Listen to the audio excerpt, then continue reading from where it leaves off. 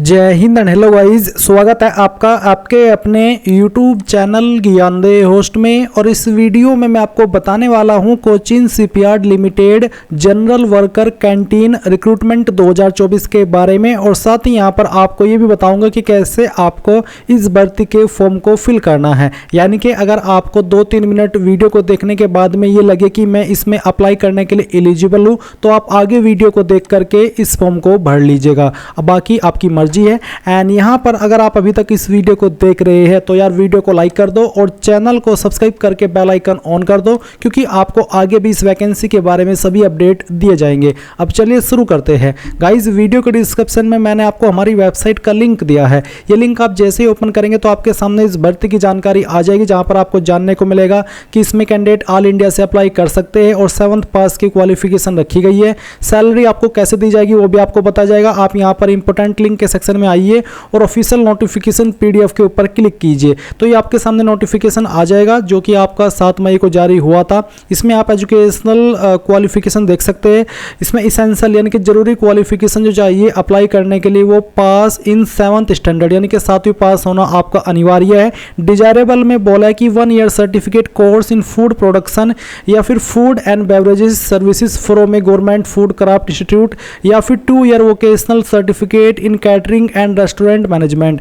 Basically ये है कि अगर आपके पास ये वाली क्वालिफिकेशन होगी डिजायरेबल वाली, तो आपको और भी ज़्यादा महत्वता दी जाएगी उन कैंडिडेट के मुकाबले जो कि यहाँ पर सिर्फ 7वीं पास के माध्यम से अप्लाई कर रहे हैं। और अगर मैं ये कह रहा हूँ कि सिर्फ 7वीं पास के माध्यम से अप्लाई कर रहे हैं, इसका मतलब ये है कि इसमें अगर आपके पास ये नहीं भी है जो यहाँ पर डिजायरेबल में मेंशन किया है, तो आप तब भी इसमें सिर्फ 7वीं के माध्यम से अप्लाई कर सकते हैं। अगर आप 10वीं पास है तब भी आप इसमें अप्लाई कर सकते हैं। फिर डिजायरेबल में नॉलेज ऑफ मलयालम यानी कि आपको मलयालम लैंग्वेज की नॉलेज होनी चाहिए। अगर आपको नॉलेज नहीं भी है मलयालम की तब भी आप इसमें अप्लाई कर सकते हैं। इसमें भी वैसा ही है कि अगर आपको मलयालम की नॉलेज होगी तो आपको और प्रेफरेंस दे दी जाएगी उन कैंडिडेट के मुकाबले जो कि सिंपली 7वीं पास के माध्यम से अप्लाई कर रहे हैं। वैसे इसमें आप सिंपल 7वीं पास से अप्लाई कर सकते हैं, भले ही आपके पास कोई सर्टिफिकेट या फिर आपको मलयालम की नॉलेज न हो।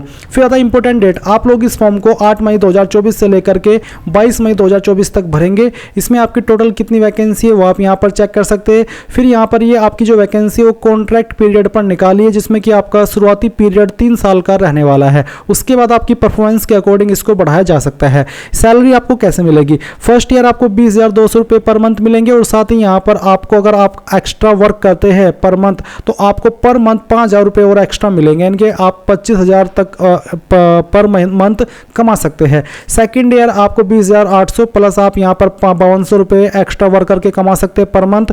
और थर्ड ईयर यहाँ पर आपको 21,500 और एक्स्ट्रा वर्क करके आप 5,380 रुपये कमा सकते हैं। तो ये आपकी सैलरी रहेगी। इसके अलावा एज लिमिट आपकी 18 से 30 साल रहेगी, जो कि यहाँ पर आपकी 22 मई 2024 तक काउंट की जाएगी। सिलेक्शन आपका होगा रिटर्न एंड प्रैक्टिकल टेस्ट के माध्यम से। रिटर्न टेस्ट होगा आपका 20 मार्क्स, जिसके लिए आपको 60 मिनट का समय मिलेगा। और प्रैक्टिकल टेस्ट होगा आपका 80 मार्क्स और टोटल आपका 100 मार्क्स के लिए ये सिलेक्शन प्रोसेस रहने वाला है। इसमें यहाँ पर मिनिमम परसेंटेज पास मार्क्स क्या रखे हैं वो भी आप देख लीजिए, कैटेगरी वाइज ये आपको जानकारी दी गई है। इसके अलावा आप यहाँ पर बाकी की इन्फॉर्मेशन चेक कर लीजिए। एप्लीकेशन फीस इसमें अप्लाई करने के लिए जनरल ओबीसी को 200 रुपये देनी है और SC ST कैटेगरी कैंडिडेट के लिए कोई भी एप्लीकेशन फीस नहीं है, ये फ्री में अप्लाई कर पाएंगे। तो आपने यहाँ पर जरूरी जानकारी सभी जान ली है। अब अगर आप इसमें इंटरेस्टेड है और आप इसको फॉर्म को भरना चाहते तो आप कैसे भरेंगे? इसके लिए गाइज जो लिंक मैंने वीडियो के डिस्क्रिप्शन में दिया हुआ है हमारी वेबसाइट का, ये आप ओपन करके इंपॉर्टेंट लिंक के सेक्शन में अप्लाई ऑनलाइन लिंक के ऊपर क्लिक कीजिएगा। देन आपके सामने कुछ ऐसा इंटरफेस आएगा। अब यहाँ पर आ जाने के बाद में आप देख सकते हैं आपको देखने को मिल रहा है यहाँ पर click here for submission of application और नीचे click here for one time ration. तो आप यहाँ पर पहले वाला लिंक ओपन कर लीजिए। ये ओपन करने के बाद में आप यहाँ पर यस कंटिन्यू इसके ऊपर क्लिक कीजिए। फिर आपके सामने कुछ ऐसा इंटरफेस आएगा। अब आप यहाँ पर नीचे स्टार्ट के ऊपर क्लिक कीजिए। स्टार्ट पर क्लिक करने के बाद आप देख सकते हैं जनरल वर्कर कैंटीन, जो कि बेसिकली कैंटीन अटेंडेंट की आपकी पोस्ट रहेगी। तो आप इसके ऊपर क्लिक कीजिए। इसके ऊपर क्लिक करने के बाद आपके सामने ये वाला इंटरफेस है। अब आप यहाँ पर फिर से आपकी जो जरूरी जानकारी है वो देख सकते हैं। ये देखने के बाद आप यहाँ पर अप्लाई इसके ऊपर क्लिक कीजिए। अप्लाई पर क्लिक करने के बाद आपके सामने ये इंटरफेस आएगा। अगर आपका पहले से अकाउंट बना हुआ है तो आप यहाँ पर लॉगिन कर लीजिए, नहीं तो आप यहाँ पर रजिस्टर हियर इसके ऊपर क्लिक करेंगे। नाउ गाइज यहाँ पर आपको सबसे पहले आपका फर्स्ट नेम एंटर करना है आधार कार्ड के अकॉर्डिंग। तो जो भी नाम है आपका आधार कार्ड में वो नाम आप यहाँ पर लिख दीजिए। फिर आपको आपका लास्ट नेम एंटर करना है एंड उसके बाद में आता है यूजर डाटा, जिसमें कि आप एक यूजर नेम आपकी चॉइस के अकॉर्डिंग बना लेंगे। वो यहाँ पर डालने के बाद में आप एक पासवर्ड बनाएंगे। पासवर्ड आपका कैसा हो उसका एक एग्जांपल मैं आपको देकर के दिखाता हूँ। तो आपके पासवर्ड के अंदर इंग्लिश का कैपिटल लेटर, स्मॉल लेटर, कोई स्पेशल कैरेक्टर और साथ ही आपको डिजिट का इस्तेमाल करना है। कुछ इस तरह का पासवर्ड आप बना लेंगे और उसको बनाने के बाद में यहाँ पर आप दोबारा डाल करके वेरीफाई कर देंगे। फिर आपको आपकी ईमेल आईडी डालनी है। ईमेल आईडी दोबारा डाल करके वेरीफाई करनी है। यहाँ पर आपको टिक करना है और फिर आप यहाँ पर रजिस्टर के ऊपर क्लिक करेंगे। अब गाइज यहाँ पर जैसे ही आपका रजिस्ट्रेशन हो जाएगा तो आपका अकाउंट क्रिएट हो जाएगा और आप यहाँ पर लॉगिन इन्फॉर्मेशन का इस्तेमाल करके लॉगिन हो जाएंगे। फिर अब आप यहाँ पर आपकी पर्सनल डिटेल फिल करेंगे। जैसे कि सबसे पहले आपको टाइटल में सेलेक्ट कर लेना है कंपनी, मिसेज, एमआर, जो भी है आपका टाइटल वो आप सेलेक्ट कर लीजिए। अगर आप अनमैरिड है, सिंगल है तो आप मिस्टर सेलेक्ट कर लीजिए। उसके बाद में गाइज यहाँ पर आपको आपका फर्स्ट नेम डालना है। फिर आप यहाँ पर आपका लास्ट नेम डालेंगे आपके आधार कार्ड के अकॉर्डिंग। फिर आपको आपका जेंडर सेलेक्ट करना है। नेशनलिटी में आप यहाँ पर इंडियन सेलेक्ट कर लेंगे और फिर उसके बाद गाइज आप यहाँ पर जो भी आपकी डेट ऑफ बर्थ है आधार कार्ड के अंदर वो डेट ऑफ बर्थ आपको सेलेक्ट कर लेनी है। इस तरह से जैसे कि मैं आपको बता रहा हूँ ऐसे आपको आपकी जो ईयर है पहले वो सिलेक्ट करनी है। एनी सेलेक्ट करने के बाद में फिर यहाँ से मंथ और उसके बाद में डे। तो इस तरह से आपका डेट ऑफ बर्थ आ जाएगा। रिलीजन आपको यहाँ पर आपका सेलेक्ट कर लेना है, जो भी आपका रिलीजन है। फिर इसके बाद में अगर आपकी शादी हो चुकी है तो आप यहाँ पर आपके पति का नाम दे सकते हैं, नहीं तो आपको यहाँ पर आपके पिता का नाम देना है। मैरिटल स्टेटस आपको यहाँ पर बताना है। उसके बाद आपको बताना है कि क्या विकलांग है, अगर हाँ तो यस, नहीं तो आप नो करेंगे। रिजर्वेशन कैटेगरी कौन सी है, जैसे कि जनरल, ओबीसी, एससी, एसटी जो भी है वही आप सेलेक्ट कर लीजिएगा। एक्स सर्विसमैन है तो यस कीजिए, नहीं तो आपको नो करना है। आधार नंबर यहाँ पर डाल दीजिए। क्या आपका कोई रिलेटिव सीएसएल के अंदर काम करता है, अगर हाँ तो यस, नहीं तो आप नो करेंगे। क्या आपका कोई रिलेटिव सीएसएल से रिटायर हो चुका है, अगर हाँ तो यस, नहीं तो आप नो कर देंगे। फिर आप यहाँ पर आपका परमानेंट एड्रेस फिल करेंगे।